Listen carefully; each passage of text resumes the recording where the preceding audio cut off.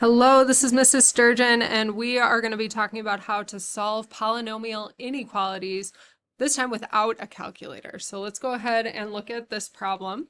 All right, so first thing we're going to do is treat the polynomial inequality kind of like as if it were a polynomial equation.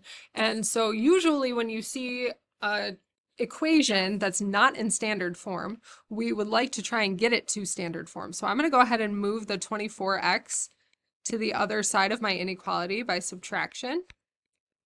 Okay, so I'm going to have x to the third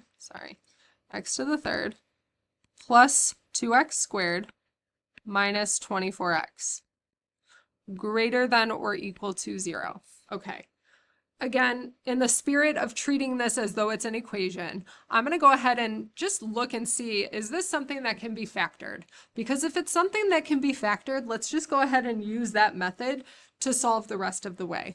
So first I'm seeing that each of the terms has an x in common, so I'm going to take out that x, and I'll be left with x squared plus 2x minus 24.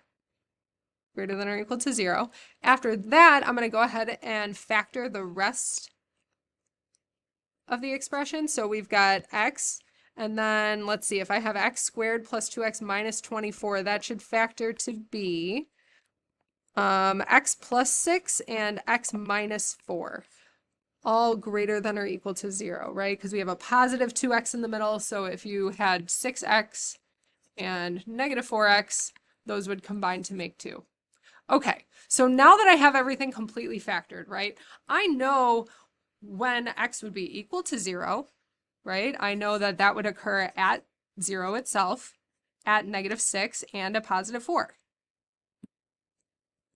Okay, so negative 6, I'm going to go in line, in order, sorry, 0 and positive 4. Okay, now the thing I don't know is when the polynomial is greater than or equal to 0. So what I'm going to do is I'm going to go ahead on my number line and just start testing numbers to make the decision if this is going to be greater than or equal to 0 or not. Okay, so what I'm really looking for are positive numbers, right? Because numbers that are greater than or equal to 0 are positive numbers. So let's start by focusing on this first interval over here. So we're looking at numbers that are smaller than negative 6. So I usually think extreme. I think like negative 100, right?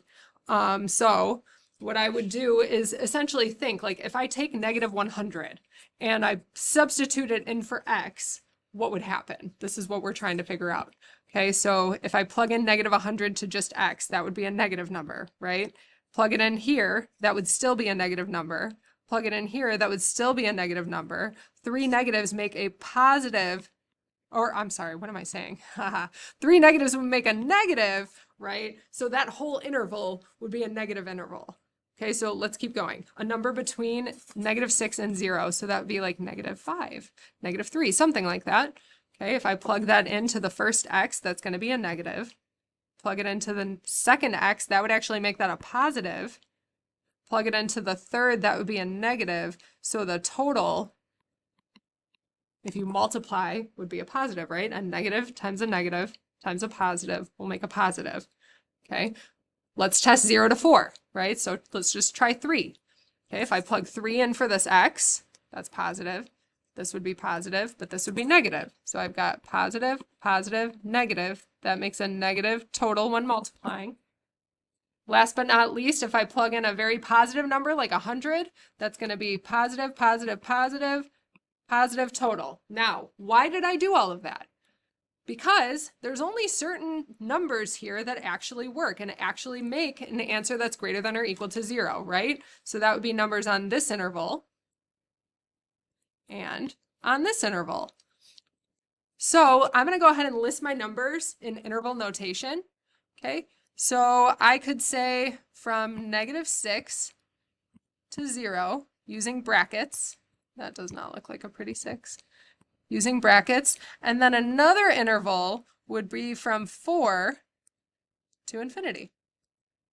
Again, using brackets because of the fact that you can be greater than or equal to. So these would all be filled in circles if my stylus would just let them be filled in.